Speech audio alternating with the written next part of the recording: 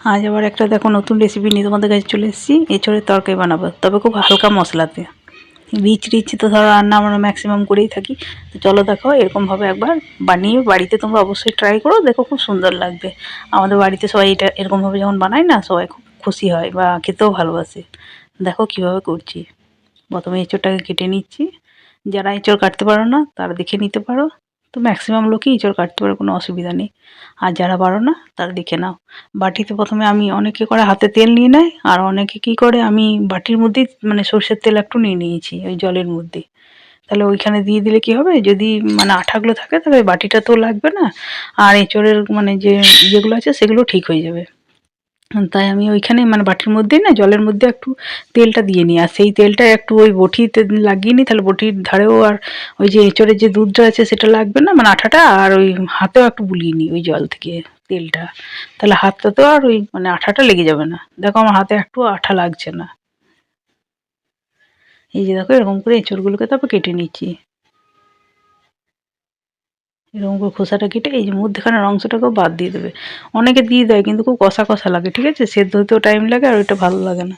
তাই আমরা ওইটা ফেলে দিই, ওই ভুতিটা ফেলে দিলেই ভালো হয়। হ্যাঁ, এই যে দেখো এরকম করে পিস পিস করে নিচ্ছি। আর দেখো মানে যদিও এঁচোড়টাতে একটু ইয়েটা কমই আছে আঠাটা, তবুও বলছি যে যদি আঠা থাকে তো ওতে কিন্তু এইরকমভাবে ডুবিয়ে ডুবিয়ে দেবে জলের মধ্যে, দেখবে আঠাটা একবারেই লাগবে না। মানে যে জায়গাতে তুমি রাখছো সেই জায়গাটা তো লাগবে না, আর প্লাস বটিতে যদি তুমি একটু ওই আমার মতো করে বুলিয়ে দাও, বা হাতে একটু ওই জলটা একটু মানে তেলটা একটু হাতে ওই জল সমেত একটু বুলিয়ে নাও, তাহলে হাতেও লাগবে না, দেখো এক ফোঁটা লাগবে না কোথাও। আর এঁচোড় কাটতে গেলে বেশি দেখবে ওইটাই বেশি বিরক্ত লাগে, আঠাটা লেগে যাওয়াটা। দেখো এঁচোড়গুলো কথা বলতে বলতে সব হয়ে গেল কাটা। এবার চলো আলু কাটবো।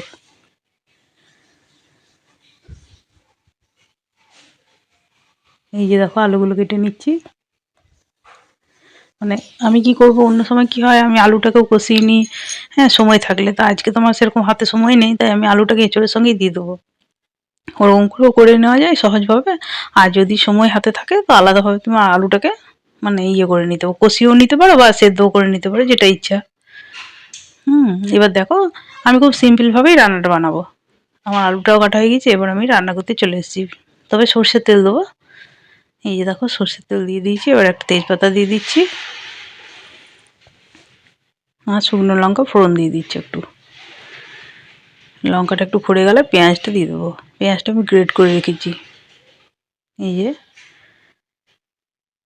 এবার পেঁয়াজটাকে একটু ভেজে নেবো। সর্ষের তেলে এঁচোড়টা বেশি ভালো হয়। এবার কাঁচা লঙ্কা দিয়ে দিলাম। যে যেমন ঝাল খাবে সে সেরকম কাঁচা লঙ্কা দেবে, যদি কারোর বেশি খাও তারা বাটাও দিতে পারো। এবার মানে সে ঘষা পেঁয়াজ বাটা যেটা বলো, বাটা পেঁয়াজ সেটা দিলাম। এবার রসুন দিচ্ছি। রসুনও কিন্তু বাটা, আর আদাও তাই। আদা রসুন আর পেঁয়াজ একটু বেশি করে মশলাটা মানে দিলে একটু মানে মশলা মশলা মানে সে গ্রেভি গ্রেভি মতো হবে। ওই জন্য একটু মশলাটা পরিমাণটা দিলাম, মানে পেঁয়াজ রসুনের পরিমাণগুলো। এমনি মশলা বেশি দেবো না। আর টমেটো দিয়ে দিলাম, টমেটোটাও গ্রেট করে রেখেছি। আর হ্যাঁ, যদি আমার চ্যানেলটাকে ভালো লাগে তো লাইক সাবস্ক্রাইব শেয়ার করে পাশে থেকো। আর আমার ভিডিওগুলো যদি সত্যিই তোমাদের ভালো লাগে তো আমার কমেন্ট করে জানাবে যে আমার ভিডিওগুলো কেমন লাগে বা রান্নাগুলো কেমন লাগছে তোমাদের। আর যদি তোমাদের অন্য কিছু দেখার ইচ্ছা হয় তো আমাকে ফোনে কমেন্ট করে জানাবে, আমি নিশ্চয়ই সেগুলো রিপ্লাই দেবো। এবার নুন দিলাম কথা বলতে বলতে, হলুদ, জিরে গুঁড়ো, ধনে গুঁড়ো এগুলো আমি দিয়েছি। এবার দিলাম ঝাল লঙ্কার গুঁড়ো আর কাশ্মীরি লাল লঙ্কার গুঁড়ো, আর এটা দিচ্ছি গুড়।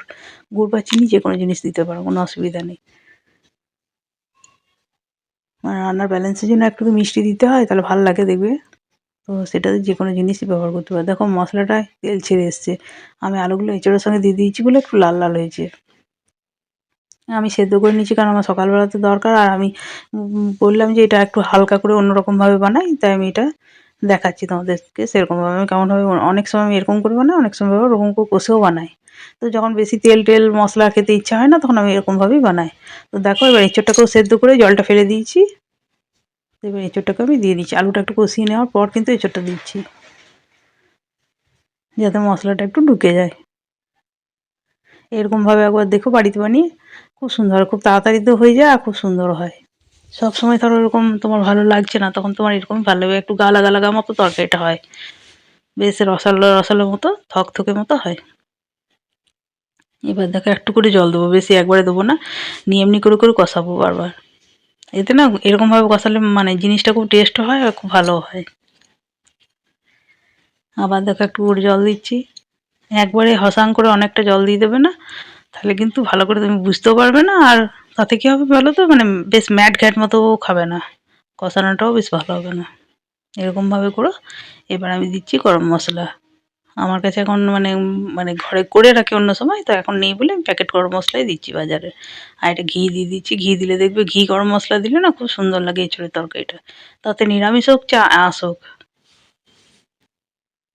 এই যে দেখো বারবার করে এরকম করে কষিয়ে নেবে, হালকা আছে এরকম করে কষি কষি মানে এত সুন্দর হয়ে যাবে না, একবার সে মাংসের মতনই লাগবে। ভালো লাগলে অবশ্যই চ্যানেলটাকে লাইক সাবস্ক্রাইব শেয়ার করো, পাশে থেকো, কমেন্ট করো। আর তোমাদের কেমন টাইপের মানে রেসিপি যদি তোমাদের পছন্দ হয়, তো তোমরা যদি মনে হয় না যে এটা দেখবো বা ওইটা দেখবো, তো কমেন্ট করতে পারো। যদি আমি জানি তো আমি নিশ্চয়ই তোমাদের সঙ্গে সেটা শেয়ার করবো।